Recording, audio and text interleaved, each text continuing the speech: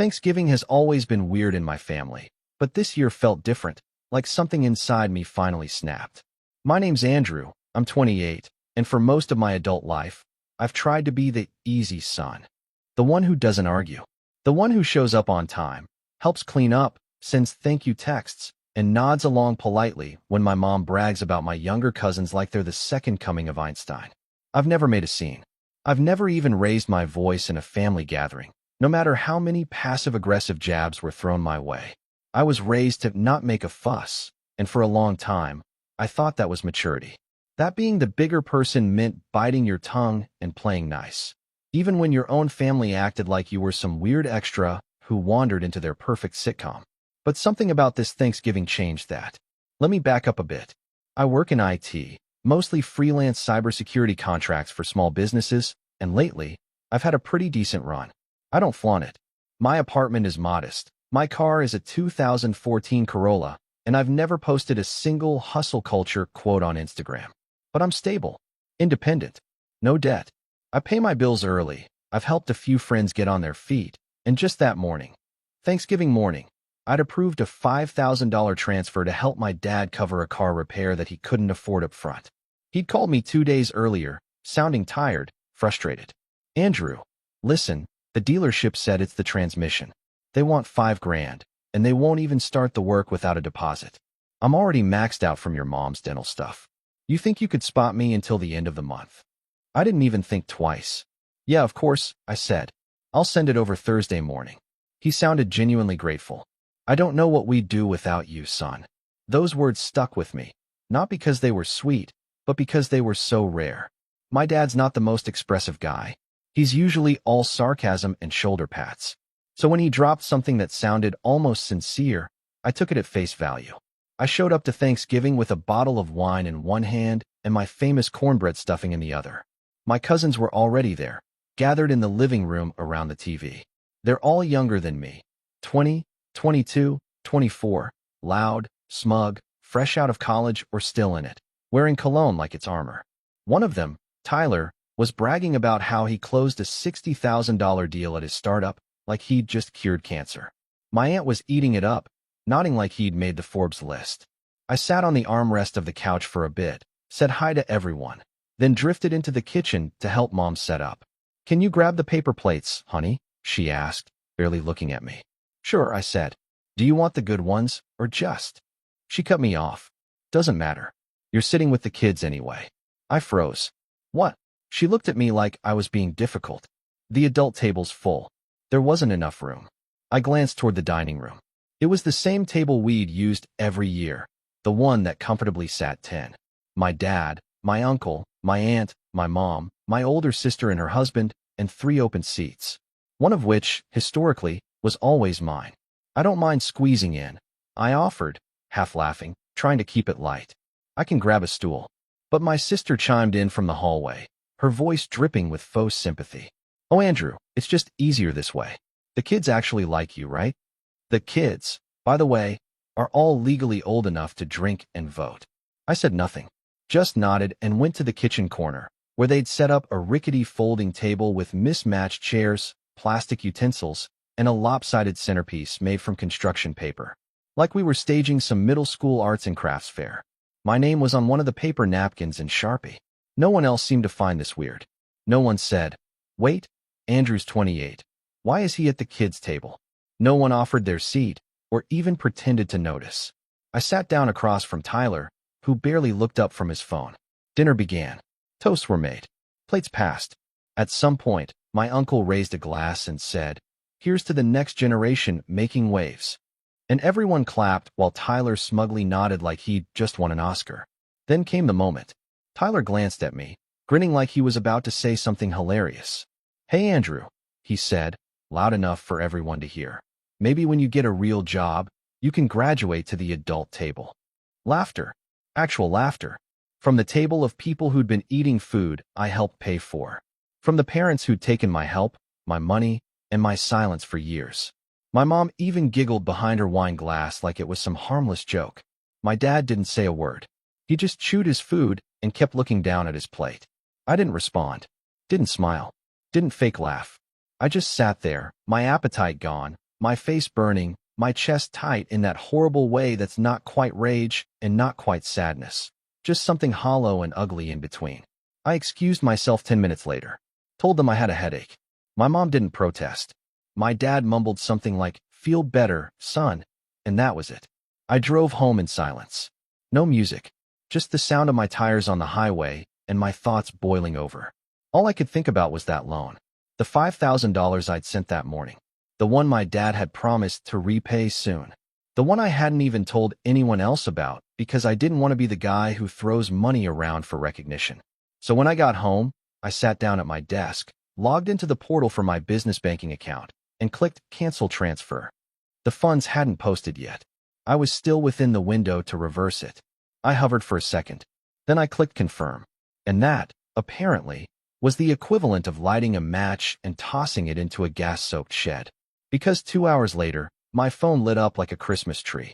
Text after text. Missed call after missed call. My dad. My mom. My sister. Even Tyler. And every single one of them was furious. Because apparently, the dealership had tried to run the financing. The payment had bounced. And now the repair shop was holding my dad's car hostage. No car, no loan, no way home. But that wasn't even the part that got me. The part that really hit me was what my dad finally texted after 10 straight missed calls. It read, "After everything we've done for you, this is how you treat your family?" I stared at that text for a long time. After everything we've done for you, this is how you treat your family? It repeated in my head like a dripping faucet. Mocking. Twisting. I didn't answer. Not right away. I sat there, phone on my desk, lights off in the apartment, the glow from the screen casting this cold, pale light across the room. I wasn't angry anymore. Not in the shouting, table-flipping way. I was something worse. Quiet. Still. That kind of stillness where your brain stops spinning in circles and starts lining things up. Making connections. Seeing patterns that you've spent years ignoring. It wasn't just Thanksgiving. It never was. That was just the crack in the dam. I started replaying everything in my head. Moments I'd brushed off or laughed about at the time because, well, that's just family, right?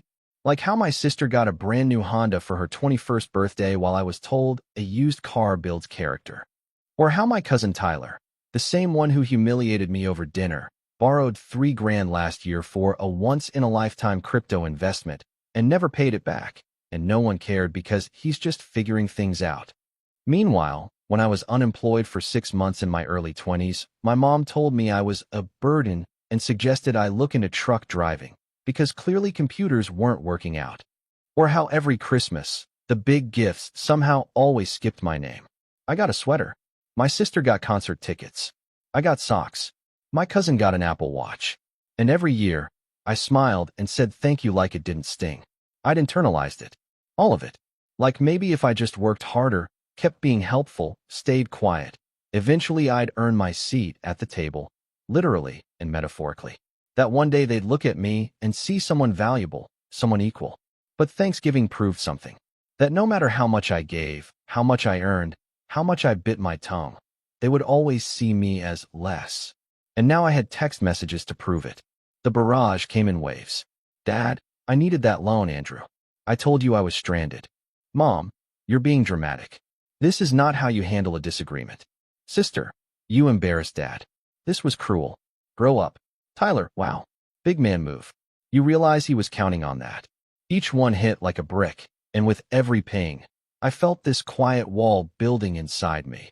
A barrier made of years of overlooked birthdays, of condescending smiles, of being asked to fix Wi-Fi at every holiday while they laughed behind my back. But it was the second message from Dad that finally broke something inside me. You're lucky we let you stay involved in this family at all after how you turned out. That word, let, like my entire relationship with them, was some kind of charity. Like I was on thin ice for daring to be different, to not toe the line, to not turn out the way they expected. That night, I didn't sleep.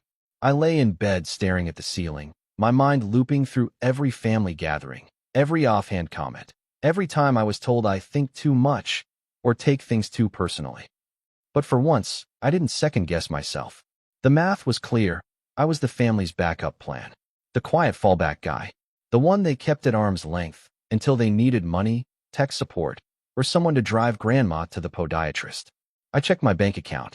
The $5,000 was back where it belonged. I stared at it for a while, then did something I hadn't done in years. I went back and opened my old family debt spreadsheet. Yeah, I kept one. It started as a joke years ago. Just a little Excel sheet titled IOUs and Broken Promises, where I kept track of money I'd loaned out just for a few weeks.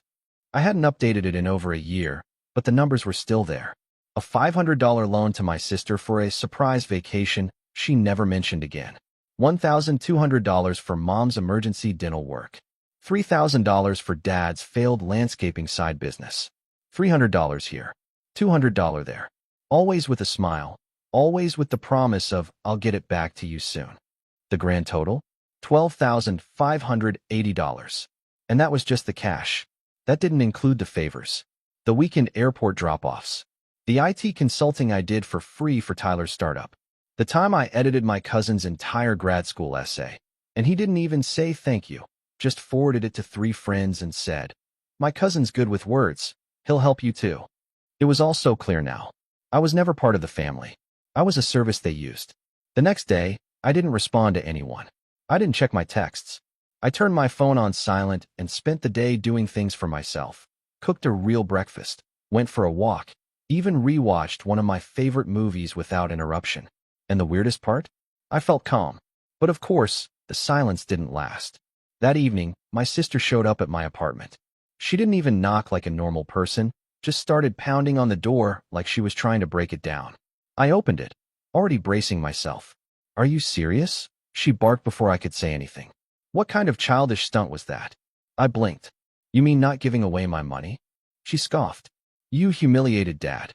Do you even understand what you've done?" I crossed my arms. He humiliated me, in front of the whole family, and no one said a word. That was just a joke. "No," I said sharply. "It wasn't. And even if it was, maybe I'm just done laughing." She stared at me like I'd grown a second head. "Wow, you're really letting your ego ruin everything." "My ego?" I laughed.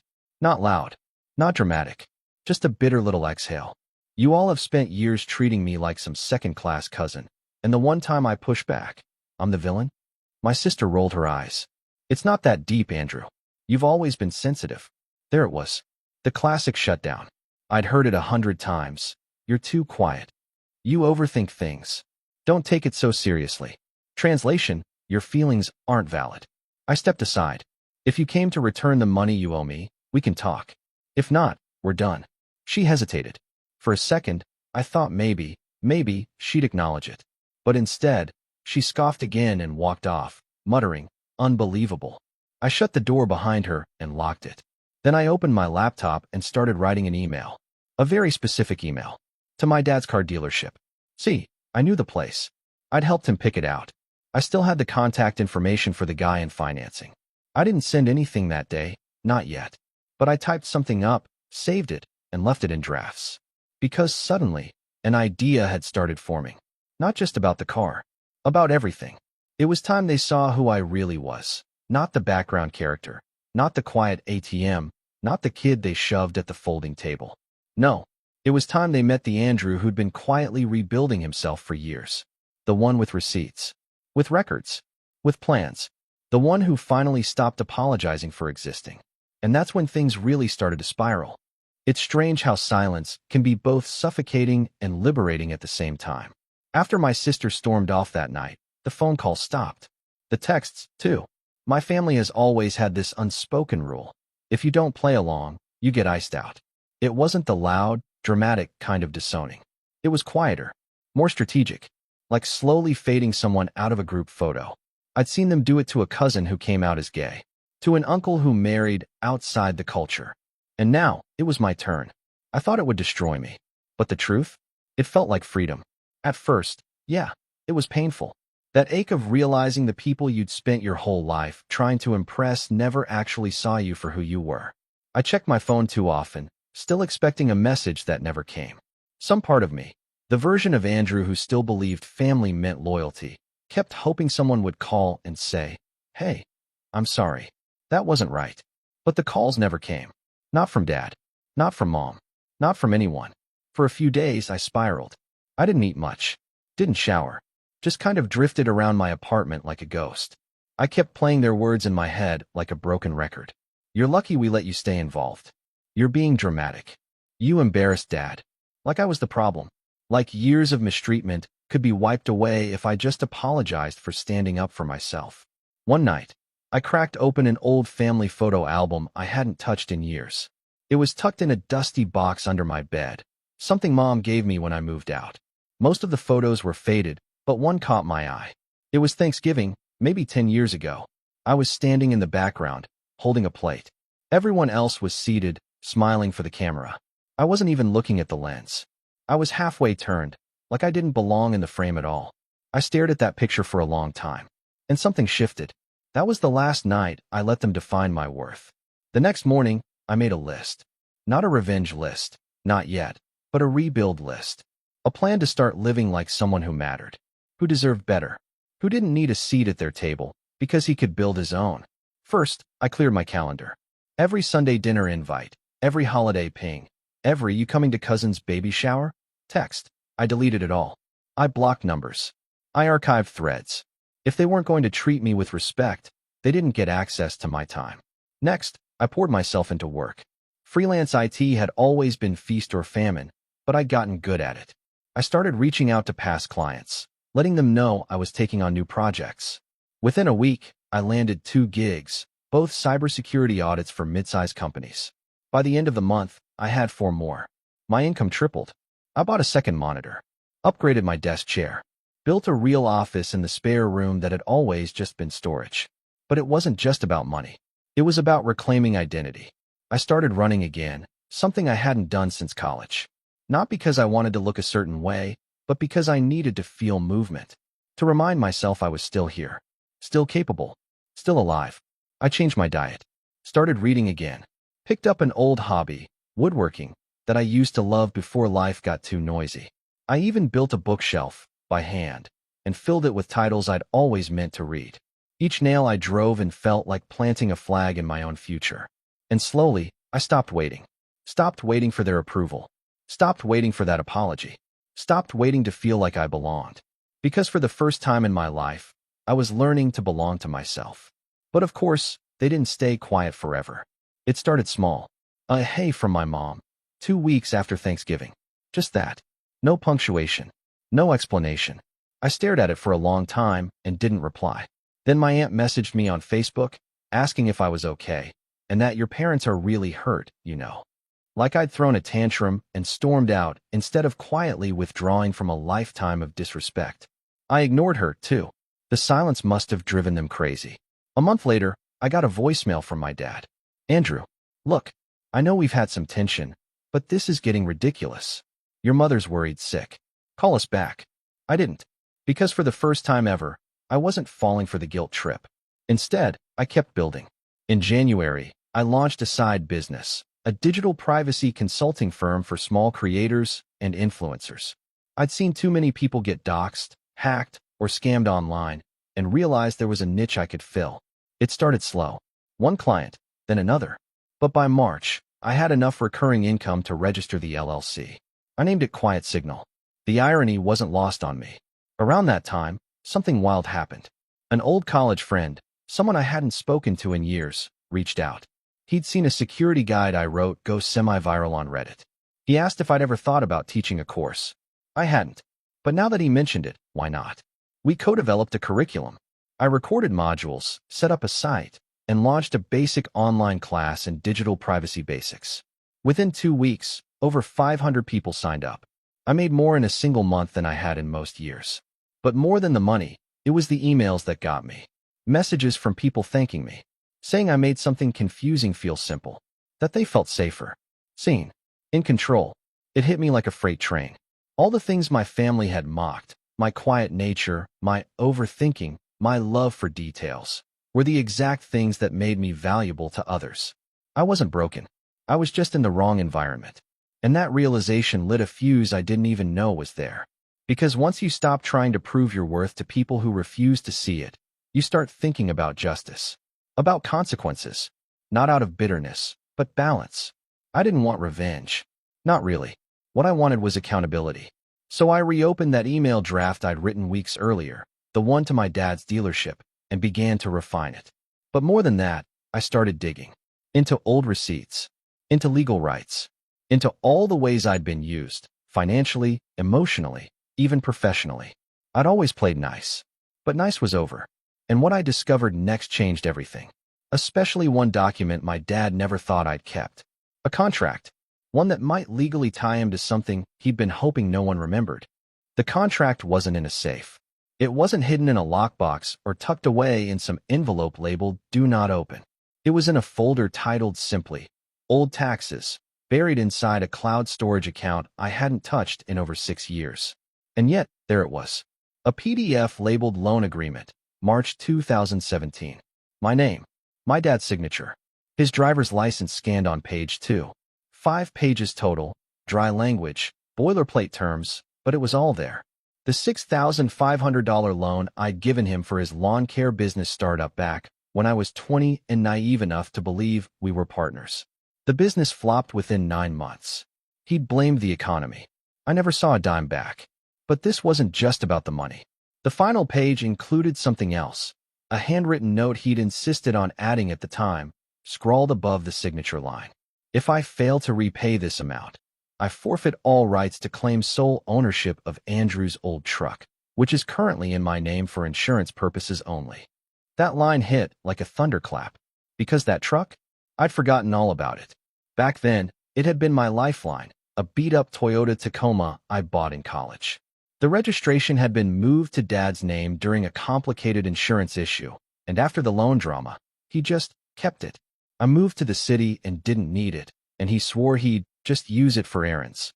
But over time, it became his second vehicle. He even listed it on his taxes as a business asset. But technically, legally, it was mine. And suddenly, I saw it all with fresh eyes. Not just the truck, but every casual betrayal dressed as practicality. It's just easier this way, that conveniently benefited him and erased me. Every deal where I took the risk and he took the reward. So I printed that contract, made 2 copies, and started planning. This wasn't just about a car. This was about drawing a line, reclaiming what was mine, inch by inch. I didn't go nuclear. Not yet.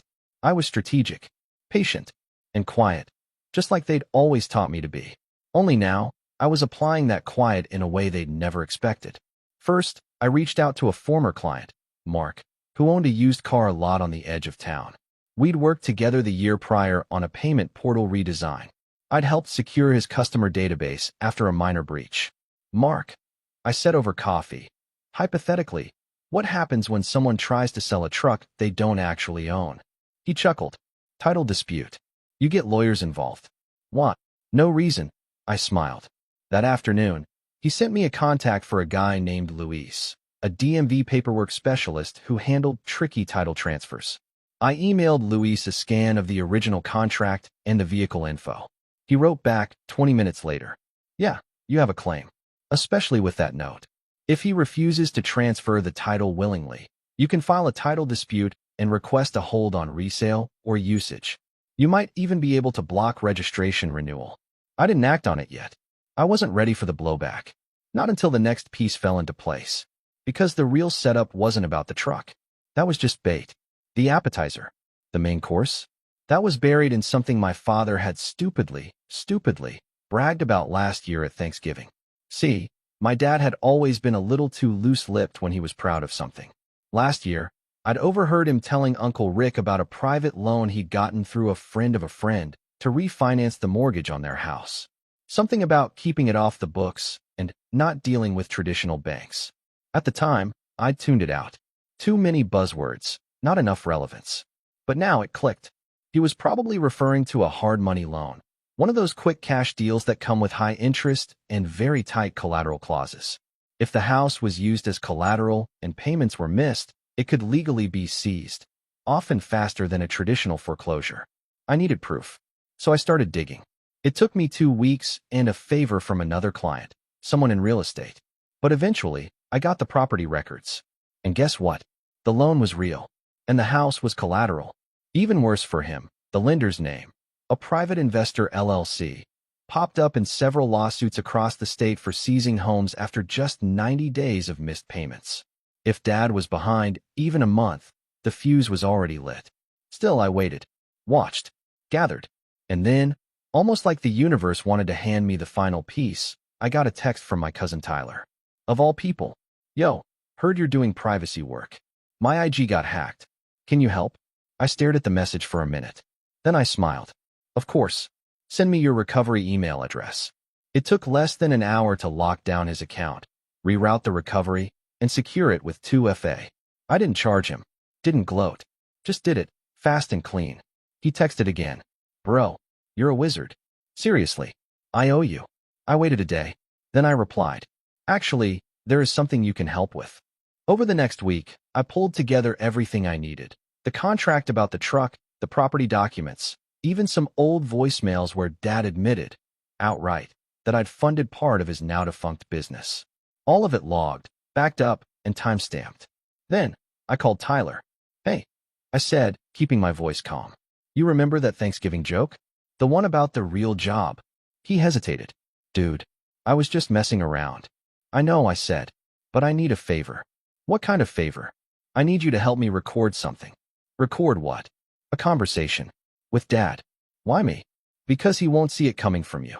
There was a long pause. Then Tyler sighed. Okay, what are we trying to catch? I didn't answer directly. Because it wasn't just about catching anything.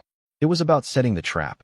And when Dad finally called again, this time, pretending everything was normal, asking if I could grab lunch soon, I knew the time had come. I agreed. Pick the place. Neutral ground. A quiet diner we used to visit when I was a kid. Nostalgia, I figured, might make him comfortable. Loose. And it did. He showed up in his usual uniform. Work boots, windbreaker, slight grease on his hands like he'd come straight from a project. He grinned when he saw me. Been too long, kid. I didn't smile. We made small talk. He asked about work. I told him things were going fine. He mentioned how Mom's been missing you, and how we don't want things to be weird forever. Then, slowly, he shifted. Listen, he said, leaning forward, lowering his voice. About that money. I know you probably felt ambushed. That was never the plan. But you know how your mom gets when she's stressed. The car, the holidays. He trailed off. I just nodded. Let him keep going. I was going to pay you back, he said. Still plan to. We're just tight right now. You know how it is. There it was. The lie. Because I didn't know how it was. I had the loan documents. I had the repayment schedule.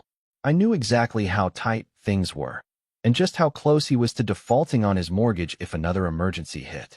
I looked him dead in the eye. Dad, I said quietly, do you remember that truck? The one you've been using for the last few years. He blinked. What, the Tacoma? Yeah, you still have it. Sure. What? Because I want it back. He laughed. Thought I was joking. I didn't flinch. I'm serious. The smile faded. Andrew, be reasonable. I reached into my bag and slid a copy of the contract across the table. I'm being precisely reasonable. He stared at it. Read the first few lines. His jaw tensed. This was a handshake deal. No, I said. It was a written contract. With your signature. And if you don't hand over the keys, I'll file a claim. Which, by the way, could complicate the hard money loan attached to your house. You know, the one with the 90-day clause? His face went pale. You wouldn't. I leaned back. I would. And you know why? Because I'm done being the quiet one. The ATM. The backup plan. We sat in silence. He didn't argue. Didn't shout. Didn't threaten. He just looked stunned. And when I stood up, I didn't even say goodbye. Because this wasn't the end. This was just checkmate in 4. And the final move was still to come. The truck was in my parking lot the next morning. No note. No knock on the door.